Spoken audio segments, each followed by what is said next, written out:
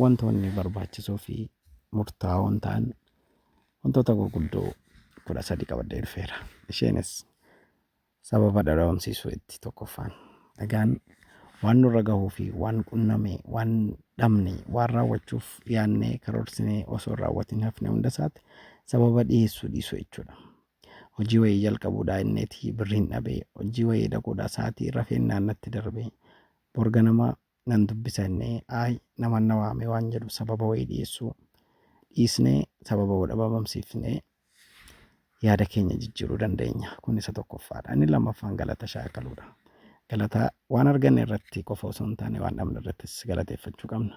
Tokko kan galateeffachuu qabnu sammuu keenya, mataa keenya, ofii keenya irraa kaanee waan qabnu irraa uumaa keenya, hawaasa keenya, naannoo keenya haala waliigalaa yoo galateeffannee bishaan dhugnes galateeffachuu qabna. Hirribaa gaafa ganama kaanuu galateeffachuu qabna. Harki keenya socho'aa taanaan hafuurri nu keessa jiruun bahaa ol gad bu'aa yoo ta'e oksijiinii keenya baafnee kaarboon daayoksiidii baafnee oksijiinii fudhanna taanaan waan kana irratti galata shaakaluu qabna. Kanaaf waan arganne irratti yoo guyyaatti 3 nyaanne guyyaatti 1 nyaannes galateeffachuu qabna. Sanaaf taanaan immoo yoo dhabnes immoo maaf dhabne inni galateeffachuu qabnu barsiisuu qabna malee maaliif uumaan keenya gaafa wayii gaafa nu dhowwatu sababa malee miti jechuudha.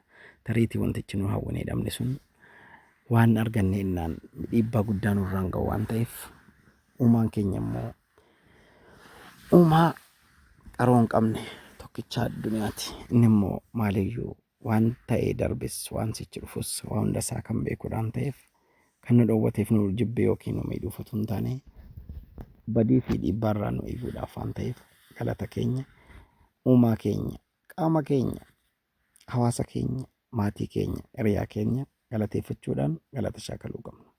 Inni sadaffaan milkaa'ina ijaan ilaaluudha.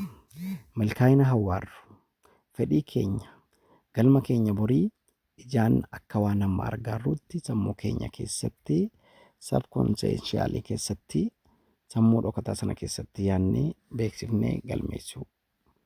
Kanaaf milkaa'inicha sana otuu hin ilaalin yaanne qofaan geenyu jechuudha. Milkaa'ina sana makiinaa diizaayinii haaraa ofaaru sana dhaabbata keenya kan hojjettoota nu ajajnu sana manaajaroota keenya mana kuusaa keenya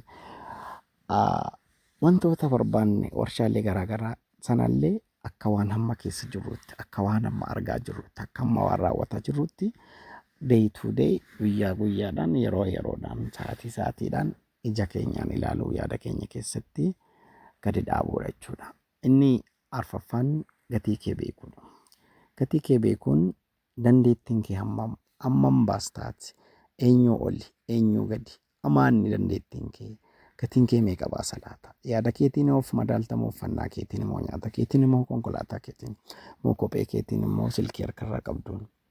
Kanaaf gatiin kan kee hagaman gatee tilmaamtee beekuu qabda jechuudha. Kanaaf gatii hammuma ofii kennitedha jechuudha. Gatii kee erga batteetta taate atis boriin kan kee hammuma yaadde hammuma madaalte hammuma ofiif kennite sana geessa waan ta'eef gatii kee sirriitti beekuun barbaachisaadha. Yoo gatii kee hin beekne karoorri kan kee addunyaa kana ikoonomiidhaan dhiibbaa uumaa tokkoffaa ta'uu barbaadde taanaan gatiin kan kee immoo amma bulchaa naannoo tokko, aanaa tokko, godina tokko, bulchaa dhaabbata tokko, waajjira tokko tii gadi gootee yaadda taanaan gatii kee hin barre waan ta'eef kaayyoon kee fi karoorri kee galminni dursituun miti waan ta'eef gaticha kee amma bartee amma tilmaamte sanaan karooraa fi galma kee guddisaa deemta jechuudha. Inni shanaffaan iyyachuu dhiisuudha.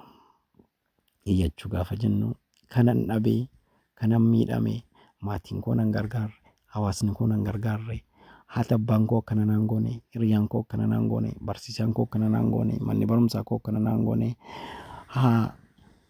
hiriyoonni an wajjin jiraadhee qabeenyi koollee akkana naan taane jennee waan gochuu hin qabne waan dhabneetti iyyachuu dhiisuudha jechuudha. Kanaaf kan iyyuu qabnu ilma namaatti utuu hin ta'in uumaa keenyatti qofa galateeffannu sanatti iyyachuu qabna jechuudha.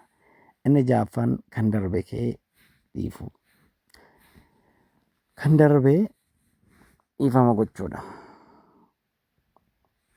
Kan darbee gaafa jedhamu waan sirra gahe hundasaa waan nan dhiibamte jedhaatu hundasaa ekeleen na dhiibee ekeleen na dhowwate ekeleen hojiirra na ari'ee ekeleen hojii na galchuu dide ekeleen immoo nyaata na dhowwate ekeleen immoo birrii kana na godha ekeleen immoo kana na gochuu dide isa jedhamu hundasaa nama keessoo keessatti mufannee jirru qeemee keessoo keenya keessaa qabnu hundasaaf dhiifama gochuudha jechuudha.